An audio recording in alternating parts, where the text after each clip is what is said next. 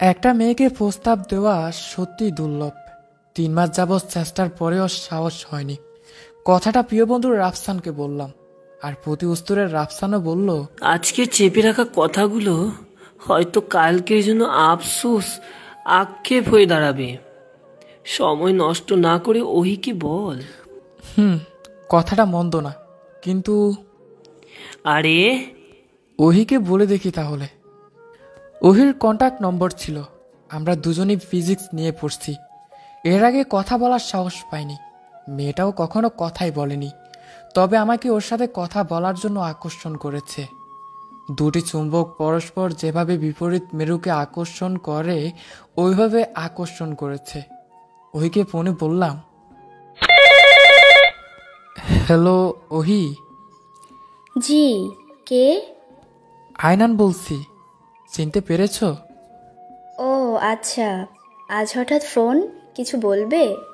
তিতাসের পাশের বড় উদ্যানটা আসবে? আধ ঘন্টা সময় লাগবে। আচ্ছা আচ্ছা, আমি আছি, সাবধানে এসো কিন্তু।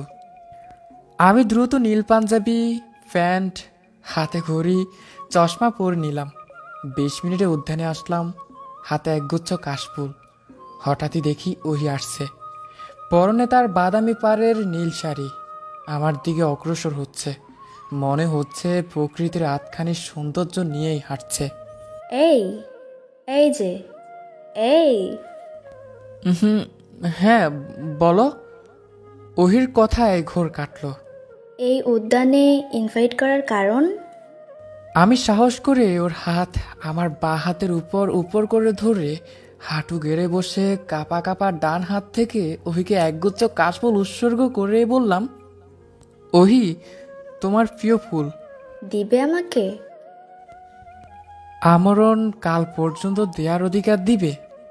একগুচ্ছ ফুলের জন্য আমরণ পর্যন্ত অধিকার?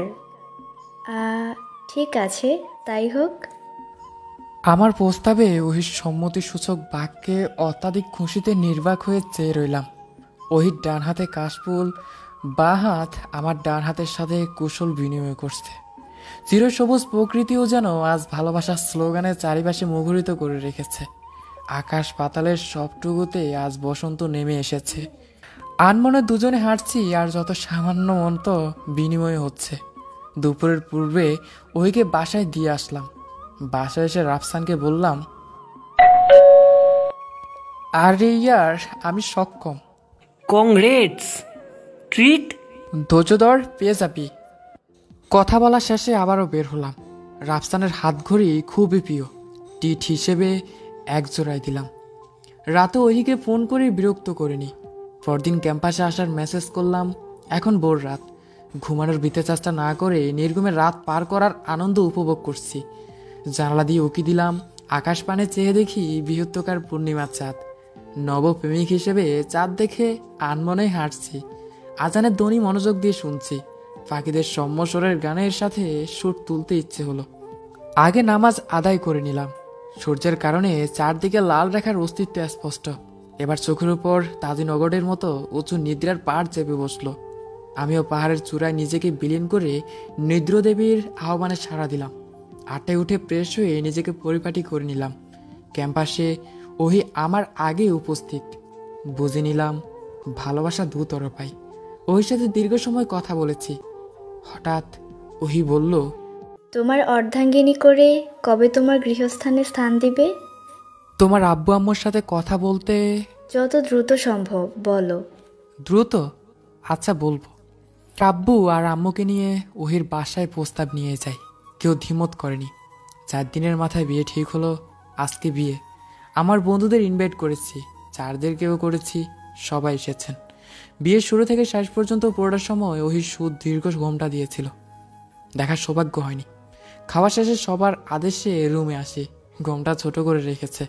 আমি পাশে বসার পরও ওকে দেখলাম। ওহির চোখের কালো কাজলের কারণে মনে হচ্ছে চোখ জোড়া দিয়ে আমাকে শার্পের মতো দর্শন করে ওই কালো কাজলের রঙে বিষাক্ত করে দিবে। মেয়েটার ভরণায় কিছুই বলার নেই, কারণ মেয়েটা ভয়ঙ্কর সুন্দর। তার চক্ষুদ্বয় যেন মৃত সাগর, যার ঘনত্বে স্বেচ্ছায় ডুবতে চাইলেও পারা যায় না। কিন্তু সে প্রতিনিয়ত আকর্ষণ করেছে তার মৃত সাগরের আবাগাহন করার জন্য। অসম্ভব, কিন্তু ওহিতা অতি সহজে সম্ভবের জন্য আহ্বান করেছে। তার চক্ষুদয় ভারী রহস্যময়, মুখের হাসিটাও মোনালিসার মতো। কখনো মনে হয় হাসছে, কখনো বা কাঁদছে। স্পষ্ট চোখে মনে হয় ওর অষ্টদয় খুবই কোমল, একটু আচরণে যেন চোচের মতো হয়ে যাবে। হাসি দেওয়ার সময় গালে টোল লক্ষণীয়। সাদা চোখ জোড়া বন্ধ হয়ে যায়, ওই যেন চোখ বন্ধ করে হাসিটা উপভোগ করে। হাসিতে কোনো শব্দ নেই, শব্দওয়ালা হাসির চেয়েও ওর এই শব্দহীন হাসিটা কয়েক শতগুণ বেশি সৌন্দর্যের প্রকাশ করে। চোখে চোখ রাখলে মনে হয় এই বুঝে চোখ দিয়ে গিলে নিবে। ওহিকে বললাম, আচ্ছা ওহি, বিয়েটা দ্রুত করতে বলার পিছনের কারণটা কি শুনি। দেখো, সম্পর্কটা কন্টিনিউ করা যায়, তবে শেষ পরিণতি কি হয় বলা যায় না। একটা সময় আসবে যখন শ্বাস নেওয়ার সময়টা আত্মবিশ্বাসী মনে হবে, কিন্তু প্রশ্বাসের বায়ুটা হবে ভারী, যাকে বলে দীর্ঘশ্বাস। আর আমি চেয়েছি দীর্ঘশ্বাস ফেলার পরিবেশ যেন না আসে, কাউকে যেন দীর্ঘশ্বাস ফেলতে না হয়, কেউ যেন পরক্ষণে কষ্ট না পায়, তাই বলেছি। বাহ, সুন্দর চিন্তা। তা ঘুমোতে হবে তো, তাই না? রাতটা স্মরণীয় বরণীয় হোক। ওই পরিবারের সবার সাথে নিজেকে খাপে খাপ খাইয়ে নিচ্ছে। হয়তো এটাই মেয়েদের বিশেষ একটা গুণ। পরিবারের সবার সাথে ওই রে বন্ধনকে রসায়নের কোনো বন্ধনের আওতায় ফেলা যায় আমি ঠিক জানি না। কোন সূত্র ব্যবহার করে ও সবাইকে আগলে রেখেছে তা আমার জানা নেই। তবে অ্যাজেক নিউটনের প্রতিক্রিয়ার সমান ও বিপরীত প্রতিক্রিয়ার বলর মতো জানি না আমরা ওকে কতটুকু দিতে পেরেছি। ওর ভালোবাসার প্রতিক্রিয়া স্বরূপ মন থেকে শ্রদ্ধা, ধোয়া আর ভালোবাসা দিতে পারবো। আজ বিয়ের 1 সপ্তাহ শেষ হলো। ওহির প্রয়োজনীয় ব্যবহারযোগ্য সময়ের জন্য শপিং মলে যেতে হবে। ওহিকে বললাম, ওহি, রেডি হয়ে নাও, শপিংয়ে যাব। আজব, তুমিই তো পারো, আবার আমি কেন? আমি তো জানি না তুমি কি ইউজ করো। শোনো, তোমার যা পছন্দ তাই হবে। তোমারও তো পছন্দ আছে, তাই না? যদি শাড়ি কাপড় নাও তাহলে তোমার পছন্দের রং কাজ করা নিও। তোমার যে পারফিউম পছন্দের আমার জন্য ওইটাই নিও। আমাকে যে ঘড়ি বা যে ফ্রেমের চশমাতে তোমার দৃষ্টিতে সুন্দর মনে হবে তাই নিও। আমি রীতিমতো অবাক হচ্ছি। একজন পুরুষ হিসেবে বলতে পারি অন্য পুরুষও এমন অর্ধাঙ্গিনী কামনা করে। লক্ষ্মী মেয়ের মতো স্বামীর পছন্দকেই নিজের পছন্দ হিসেবে মেনে নিল। জানি না কোন পুণ্যের পুরস্কার হিসেবে ওহিকে পেয়েছি। ওহিকে হেপি রাখাটাই আমার কর্তব্য। শপিং শেষে বাসায় এসে ওহিকে বললাম, ওহি, আসো, আজকে আঙ্গিনায় গোদুলি দেখব। আমার এক কথায় ওহির সায় দিল। দুজনে গোদুলি দেখছি আর কথা বলছি। তুমি ছোড়াবালির মতো, উপর থেকে শান্ত নির্মূল, কিন্তু ভিতরগতভাবে এক মায়াবিনী, সর্বানাশী। চোরাবালির পৃষ্ঠদেশে কেউ পাড়া দিলে সে আস্তে আস্তে বলি গর্বে পতিত হয়। এক এক করে সর্বাঙ্গ বালি গর্ব নিজের করে নেয়। তুমিও না হয় আমার জন্য এমনই একজন। কতটা মায়াবী তার সস্তা জানে। সর্বনাশী বললে যে? আমার সময়ের যে ভাগটুকু তুমি পাও, এই সময়ে তুমি তোমার মায়ার মধুতে এই ভ্রমরকে বিভোর করো, মাতোয়ারা করে দাও। কাছে যাওয়ার প্রত্যাশায় আমি যে মরিয়া হয়ে যাই, তা কি সর্বনাশ নই? আচ্ছা, এই দুষ্গুণ সম্পর্কে জ্ঞাত ছিলাম না তো, নতুন মনে হচ্ছে। আগে বলতে পারতে। তোমার সম্মুখে আমার শব্দের ছন্দের পতন হয় বুঝো।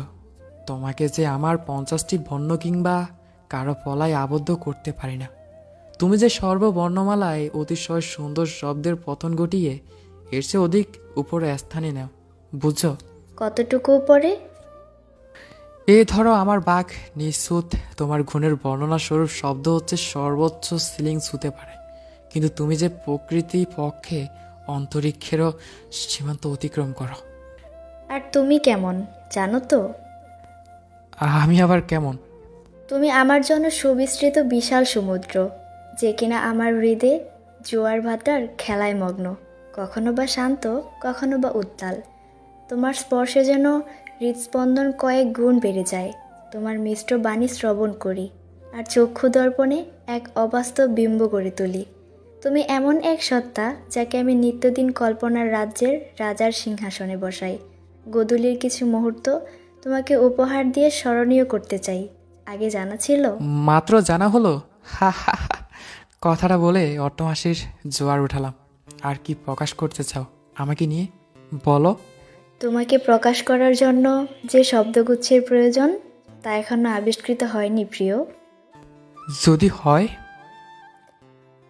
আবিষ্কৃত হলেও শব্দের অর্থগুলোর জন্য কখনো কোনো অভিধান সৃষ্টি হবে না, অপ্রকাশিতই রয়ে যাবে সব। অপ্রকাশিত সত্য সম্পূর্ণরূপে জানার কৌতূহল কার না থাকে? যতদিন তা তুমি জানবে না ততদিন ইচ্ছে থাকবে। জানা তো অপরাধ না। জানার পর অনেকেই বাঘপক্ষীর মতো উড়ে যায়, আপন খাঁচার মায়া ত্যাগ করে।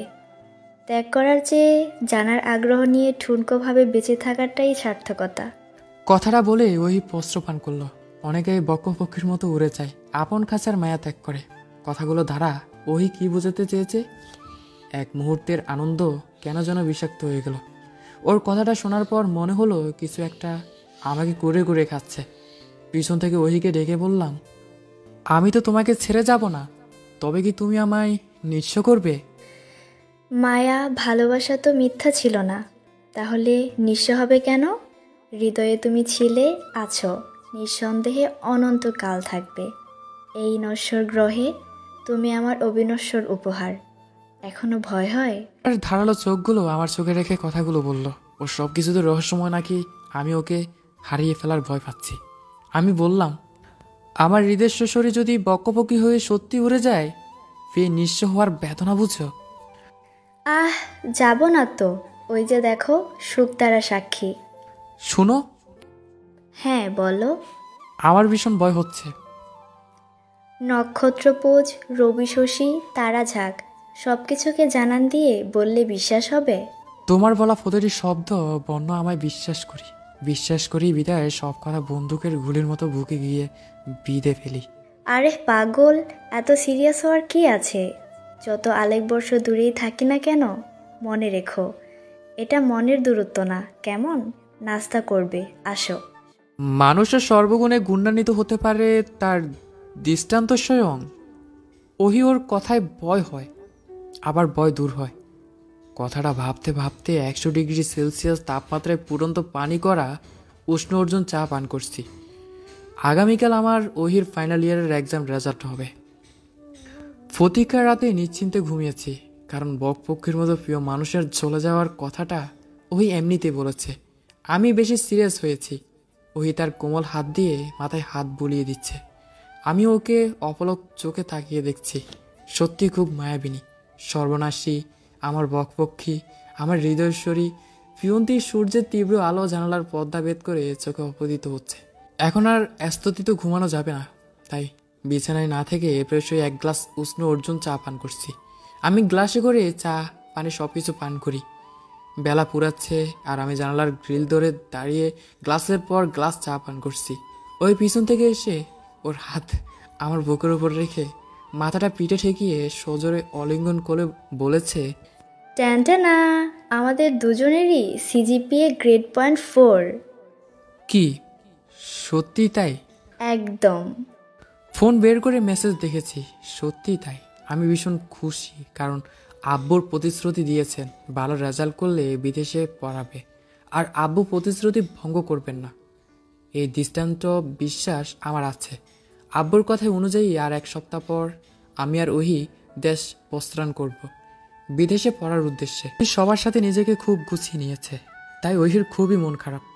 আমার সাধ্য অনুযায়ী ওর মন ভালো রাখার চেষ্টা করছি, তবে তা বৃথা, কোনো লাভ হচ্ছে না। কান্না করতে করতে বাসার সবার থেকে বিদায় নিল। আমরা এয়ারপোর্টে। আমার যাওয়ার কোনো ইচ্ছে নেই আয়নান, আমি সবাইকে ছাড়া থাকতে পারবো। আমি তোমাকে ছাড়াও থাকতে পারবো না। আমার হাতের আঙ্গুলে ওই তার আঙ্গুলগুলো গুজে কথাগুলো বলল। দেখো, এত কিছুর পরও আমার কথা শেষ না হতে ওই বলল, প্লিজ, পরিবারই তো আসল। আর এ কদিনে তোমরা আমাকে যতটা মায়ার ইন্দ্রজালে জড়িয়ে নিয়েছো, আমি এই ইন্দ্রজাল ছিন্ন করতে চাই না। আমি ওর কথাবার্তায় বরাবরের মতো থো হয়ে আছি। সত্যি ওই সর্বগুণে গুণান্বিত।